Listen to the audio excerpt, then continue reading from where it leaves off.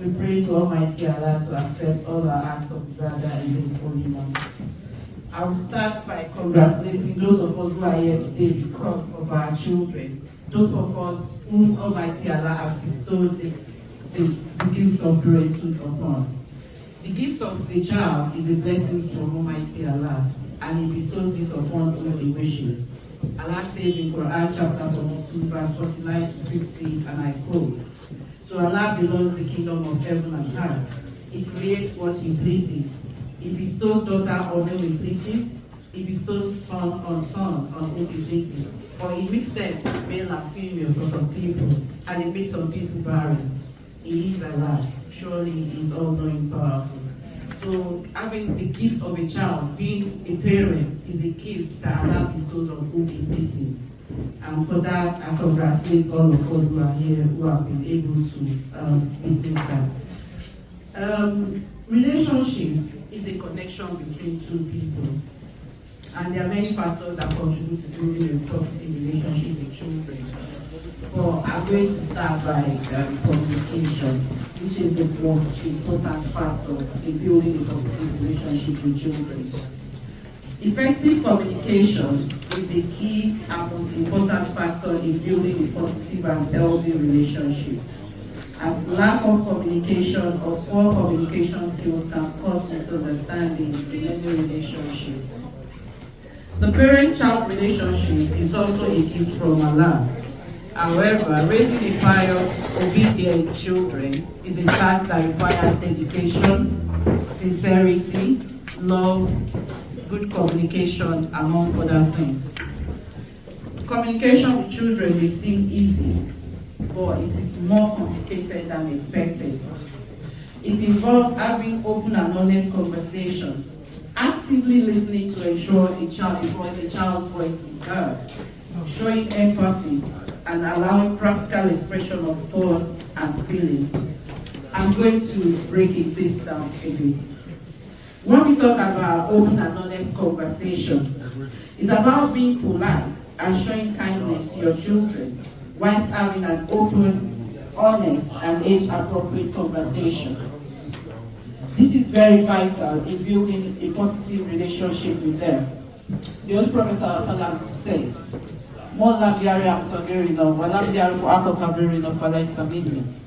"He who does not show kindness to children and does not give respect to elders is not among us." Parents should take note of the character of the Rasulullah ﷺ and smile more often when talking to their children. Rasulullah ﷺ said, "Smiling is also an act of charity." When we take this approach, this would create an environment of ease and comfort for the children, and they will feel loved and at ease while talking to their parents. When children have a respectable comfort level with their parents, they can speak to them about anything that happens in their lives without keeping secrets.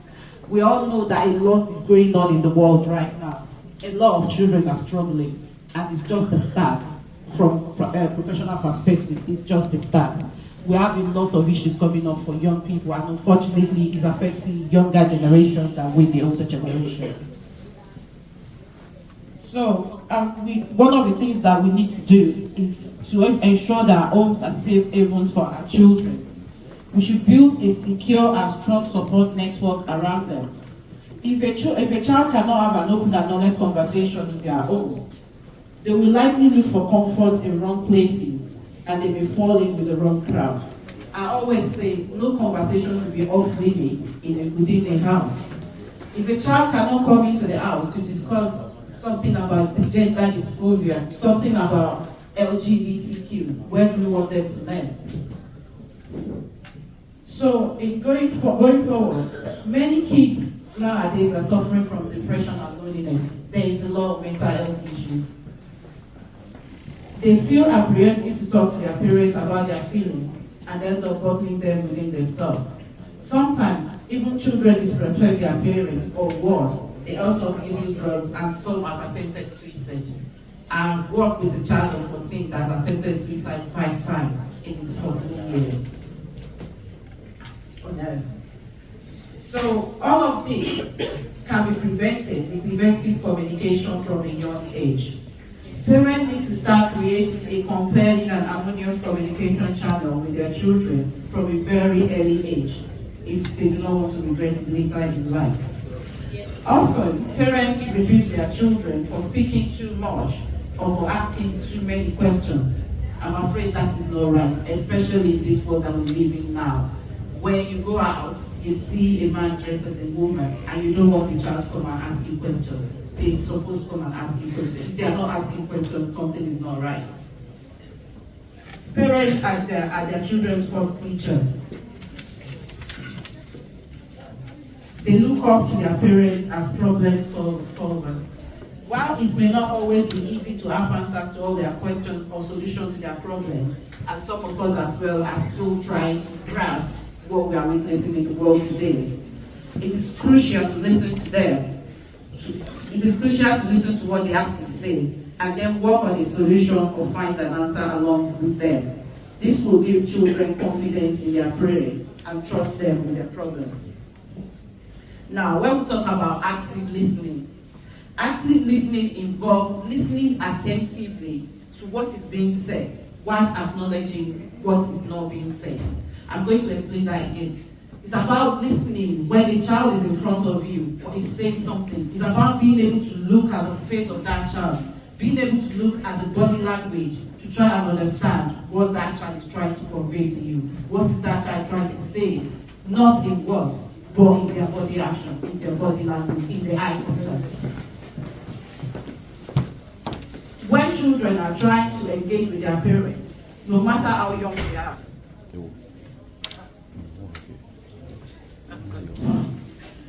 when children are trying to engage with their parents, no matter how young they are, it is imperative for children to let them speak and express themselves. This is no longer the age of when we're not getting shut up. You don't talk when I'm talking. That era has gone. This is the era when we allow our children to express themselves. Because if we don't, there are people on the internet, there are predators on the internet that are ready to have that conversation with them. There are predators on the net, there are predators everywhere that are ready to allow them to express themselves. So to do so, we must listen carefully to our children and encourage them to talk. When they feel heard and understood, they are more likely to develop trust and affection for their parents. And they are also expected to cooperate and behave in a desired manner. Recently, I watched a video of a 5-year-old during Mother's Day celebration. The child was saying, she's 5 years old, she was saying how amazing her mother is, what the mother is doing for her and everything. And then she ended that video by saying, "But Mom, please listen more, because you don't listen." And Mom said, "Why? What do you mean I don't listen?"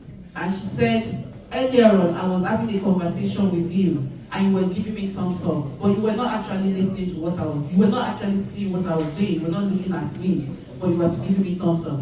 And Mom is, "Yeah, you were playing with your doll." The child now said, "I was playing with my doll, but I turned with my doll upside down. I was trying to rip the head off, and then you were giving me thumbs up. You were not listening to me. You and Papa should listen more." I watched that video like twice. The child is 5 years old, and this is what is happening in the world now.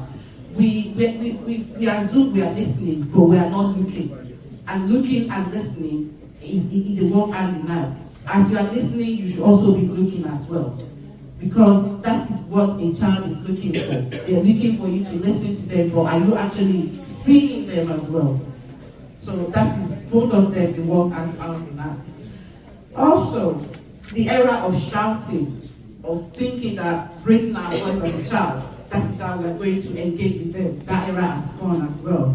Shouting or raising the voice as a child can have a harmful impact on their personality, their mindset, and their self-confidence as well. Parents must maintain a soft and respectful tone while talking to them. Often, parents shout at their children to discipline them or get their point across, but this should not be used as a last resort.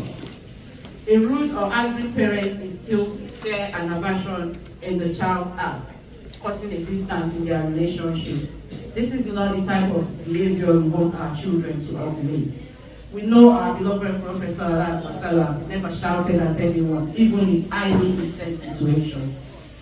Taking note of this, parents should not yell at their children. Instead, parents should use more impactful words in a neutral tone to convey their point. High-pitched conversations don't have a fruitful result. The young children will get scared of the parents or not understand the point of conversation. Or teenagers will develop a sense of bitterness in their heart for their parents. So talking politely and respectfully is a powerful determining factor in creating a healthy child-parent communication and relationship. Another point I want to raise is about showing affection and spending quality bonding time together. We know that in our society, most of us that grew up in Nigeria, it's not really a common thing. Now the narrative is changing, but growing up, it's not a narrative that is common in most places, whereby parents display affection publicly to their children or tell them how much they love them. Often, parents got so caught up in their worldly responsibilities that they neglect children. Providing children with a good quality education and catering to their day-to-day needs and desires are not the only thing a good parent requires. To have a healthy and positive relationship with children, parents must ensure they feel loved. This should start from a young age. Parents must tell their children how they love them. These children are not soothsayers. Unless you say it to them, there's no way they will know. But you need to show it by action and also by reiterating it to them at every point that you are loved, my child. Words also alone are not enough to make children feel loved. Parents must express their love for them physically too. They should hug, pat, and kiss their children from time to time to make them feel loved and warmth that they have for them. To make them feel the love and warmth that they have for them. One of the, on studying the Sirah of the Prophet Sallallahu Alaihi Wasallam, we get to know how much he loved kids. In a hadith narrated by the mother of believers, as Aisha radiallahu anha, we get to know that when a Bedouin came to the Prophet Sallallahu Alaihi Wasallam and told him that he and his people did not kiss their children. When I mean kiss, I mean not before, not this mouth to mouth. The Prophet Sallallahu Alaihi Wasallam said to him, "What can I do if Allah has taken away mercy from you?" This is in Sunnah Ibn Majah. This hadith clearly indicates that expressing love for children by kissing them is encouraged in Islam. We know that every Sunnah of the Prophet ﷺ is beneficial for us. So it is highly encouraged to play around and spend quality time with our children and talk to them about their feelings and emotions. This strengthens the bond between parents and children, thereby developing more love and respect for each other. We must also spend quality bonding time with our children, individually and collectively. Not just together alone, but finding time to spend time to get to know each child within a family if you have more than one. This is very, very important. Some children get left behind. Some children feel isolated because they are in a family whereby attention. It is very possible for a parent to unconsciously sideline a child, thinking that because you are looking at the child, oh, this child is bubbly, is always very present, is doing everything right. That child could be overlooked because we feel the child has the strength to cope with everything while we are focusing on the children who may be struggling. However, spending time with them individually will enable us to get to know them better as each person, as a unique individual that they are. We'll be able to identify their strengths. We'll be able to understand where they are struggling. But also collectively as well, we are building a bond between them to be able to rely on each other, to be able to get to have that support, that connection with each other as well. So both of them, they work hand in hand, making sure we get to know our child individually, but also ensuring that we also collectively we bond together as a family. So we must spend quality and bonding time with our children individually and collectively. This will enable us to build a good rapport with each child and understand that better. At times, parents scold their children and rebuke them for interfering in their work. We all know how busy we get, and that this is the life we find ourselves. We need to make money. we need to do a lot of things. We know that, and that depends on making money in order to live a fulfilling life. But at the same time, it is in fact when our child are showing interest in our work that we should encourage them. We should encourage their interest and involvement in our lives as parents and in our work. Even if they cause interest, parents should deal with them in a wise manner. They should keep the children occupied in productive work that will make them feel responsible. Similarly, parents should help their children find their work and find their own work, to do their own work and indulge in activities that enable them to spend time together. Another point that I'm going to talk on now is what they call model desired behavior. Children are very observant and they tend to emulate the behaviors they witness in their parents. Research has shown us that children learn from observing others. So by demonstrating the behavior that you expect from your children, you are showing them a tangible example to follow. For instance, when we talk about family values, you cannot tell a child that in this our family, we are all about showing kindness and respect to people, being honest and accommodating. Whilst the same child witnesses you acting horribly to another human being or telling lies. You cannot tell a child that in this family, our watchword always is to pray 5 times daily, while your child watches you watching TV when it's time to pray. Especially in the matter of religion, we need to show our children what being a Muslim is all about. Do not force religion on children, but teach them about our beautiful things and allow them to learn and grow together. And this goes a long way. Alhamdulillah, for parents that have got children in Arabic Institute of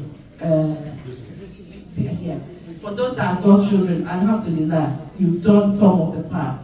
But what about other parts of the day? If I call some of our mothers here today now and I said, come and tell us how to pray, and then tell us the meaning of every prayer we recite on when you are praying, can all of us do that?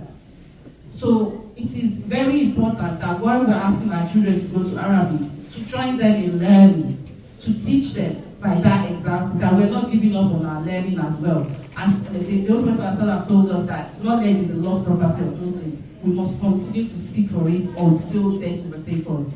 So when we say that the children go to Arabic school, we take them there. But we ourselves, we don't know the Quran. There is no age limit on learning. Why are we not learning with our children? To encourage them, to motivate them that there is no age limit on any learning. Why are we not having Walima Quran where mother and daughter are doing it together? Where father and daughter, if you have not learned before, this is also an opportunity. Alhamdulillah, you're doing it for your children, but you can also do it for yourself because it will be a motivation for them going forward. Also, and that's one of the things that, can you imagine if you and your child are reciting the Quran together? It is a beautiful thing to watch. Recently, a friend of mine, she had 2 ufas. She had one Hafiz and one Hafiz. During this Ramadan, she said the children were reciting every day. And then one day, because every evening she would ask them, go and take your Quran, read, and start practicing, and she will be testing them. Then, I think it was last week when Ramadan started. What the Hafiz now, the girl asked, Mom, I'm a girl like you. Why can't you recite off air? And she said, I didn't learn at your age. She said, you can start. And the girl was, I think, 8, and she challenged her mom to start from this Ramadan, to start memorizing Juzu Amon. And my friend was telling me, can you imagine this girl challenging me? So that's beautiful. If you can start now, start learning. You send these girls to Arab, you send her to an Hafiz school. She memorized the whole Quran at this age. And she's now challenging. It's beautiful when we can do it together. This is motivation because she will not stop and she will continue as well. So we need to encourage that whatever we want our children to, whatever behavior we expect them to exhibit in the public, we must show them that example. We just don't tell them that you have to be good. We have to be good. We have to show our children how to be good before we can expect them to be good as well. Also, another thing that I want to mention about that is we need to let our children know why we are Muslim and not expect them to accept Islam because we say so. Attend mosque with your children. Pray Salah together at home. But also have contemporary, age-appropriate religious discussion in the house. Encourage them to ask you questions about this our beautiful thing. Give them the opportunity to explore. There is nothing wrong in a child, a Muslim child, taking out the Bible to look at some verses of the Bible in order for the child to understand the perspective of both religions. It gives you that strength, that motivation, that confidence to believe in what you are doing. That I am a Muslim. No one can tell me otherwise because I've had the opportunity to study both religions. But before we can do that, we need to educate ourselves. We need to put ourselves at a level that if a child comes to us, we are able to answer most of their questions. We have to, alhamdulillah, we have to fast among all of us. We have our fast that are directing us that can teach us as well. But also, we also have to start making sure we are also learning as our children are learning. It's when they see us striving to achieve better in our knowledge, they will also be motivated to continue to do so. And also, please do not force them into submission. This will not make them to resent the religion rather than show them the beauty of Islam. This will reaffirm their faith in Almighty Allah. We should always think about the time when we will no longer be around to guide them on religious matters or equip them with Islamic knowledge to enable them to navigate the difficult challenges of life. This is very important to start preparing them now for the future. There is a practice I grew up with my mom. When at least since the age that I'm old enough to remember, every of my birthday, she would tell me before I was old enough to start fasting. Every morning she would tell me, I remember around from 10, she would tell me about the age. After praying and saying, and she would tell me about how you are 10 today. Then she would tell me what to expect as a 10-year-old. This is what the world is. Even though thinking back at the beginning, I don't really understand it. But by the time I became a teenager, and then she started teaching me about your birthday, you fast, you do this. But every year she tried to tell me like, you're 12 years old now, the changes you see in your body, what can be happening, how to navigate that. And she, at the end she say, if you're ever struggling, you have Allah, you have your Quran, and you have me, talk to me about anything. And up till today, that shaped me, the way I celebrate my birthday. Every of my year, I think to remember, even though she's no longer here to do that for me again, I always make sure it's that my tradition on my birthday to reflect on my age and what I'm going to and what I expect. Because my mother is not anything for me again, I try to do research about the age that I am. I try to talk to people and I try to learn more about what is expected of me as something of the age. And I think this is another way of developing a child to have self-reliant skills, because we know that death can overtake anyone at any point. So when we keep these children with this knowledge of how to navigate life difficulties, it will enable them to, when the challenges come, because Allah has already told us in the Quran, it's going to test us, whether we like it or not. It's going to, we will definitely, as Muslims, will definitely face challenges, and we all believe that. So, having said that, when the time comes, the child will be equipped, will have the knowledge, will have the strength to deal with life difficulties and challenges. Another thing that I want to mention under behavior is also, as parents, we need to acknowledge our inherited or learned behavior, and that's how that impacts our parenting style. And what I mean by this one is, some of us grew up in a household where silent treatment is the norm of the day. The way the parents punish us is to not talk to us, which is wrong, but that is what they know as well, it's not their fault. Some of us grew up in a house where verbal abuse is normalized. Some of us grew up in a house where unhealthy comparison with our siblings is the order of the day. It's always like, even though every human being is unique individual, every child is different, every child has their own unique characteristics. But comparing unhealthy comparison with another child is the order of the day, which knocks our self-confidence. We need to acknowledge this, and we need to, and how they unconsciously exhibit the argument, we may unconsciously exhibit the same behavior towards our children.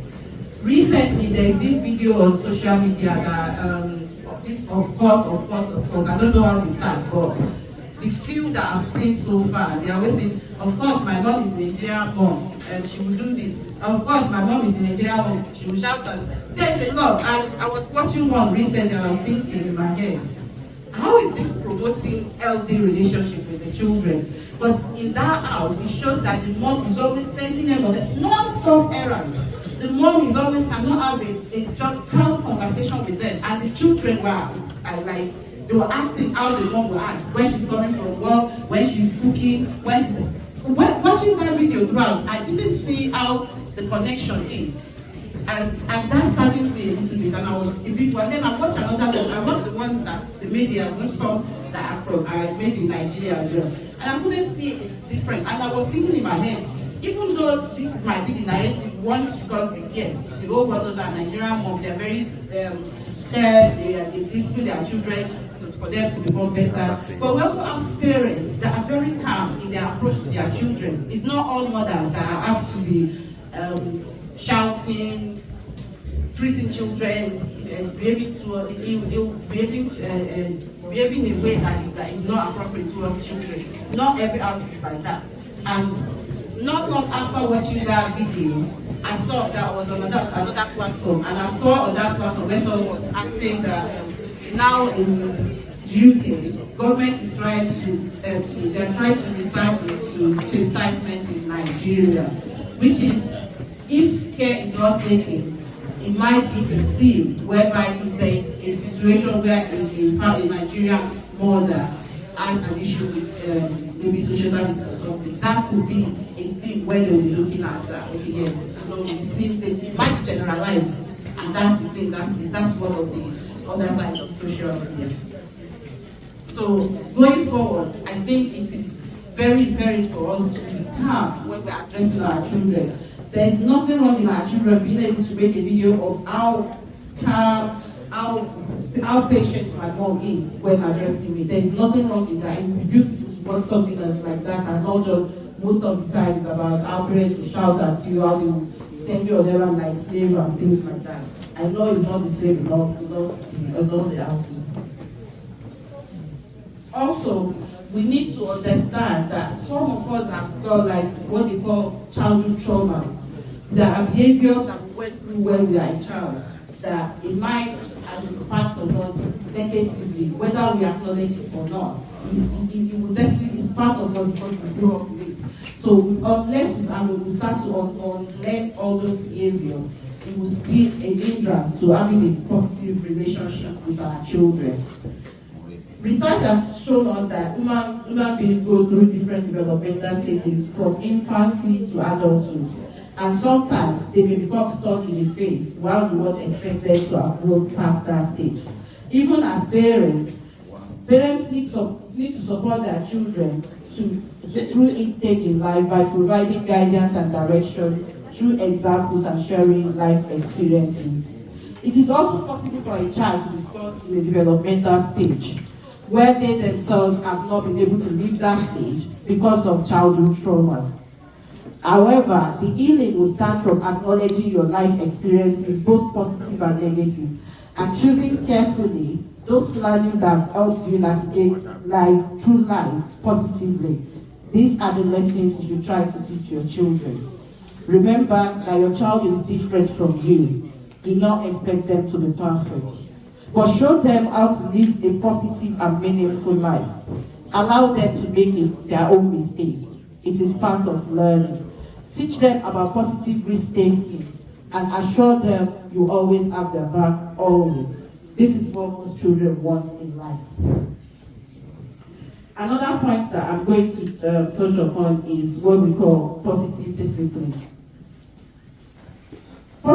People generally often associate discipline with punishment. However, positive discipline can help promote good behavior and the development of essential life skills in children. For example, by setting clearly defined rules and consequences, communicating expectations calmly and consistently, children are more likely to adopt them, and this will enable them to develop better self-discipline. The Yorubas will say, it's working. But if we work together with our children to identify what is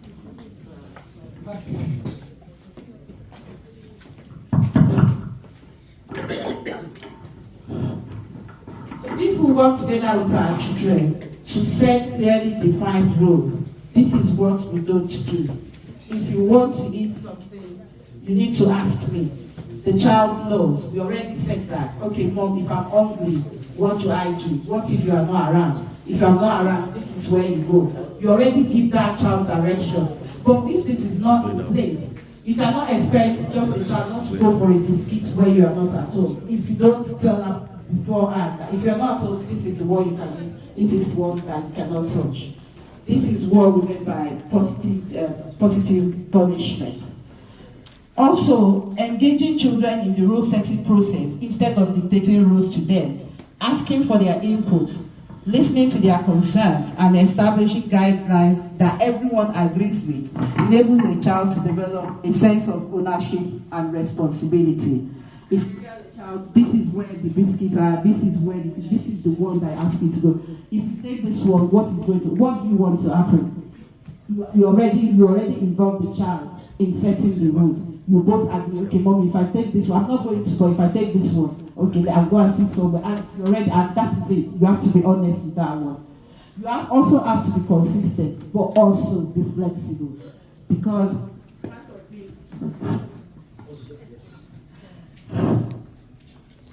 right, validating a child's feeling and encouraging healthy expression of emotion will allow the child how to handle conflict and challenges constructively.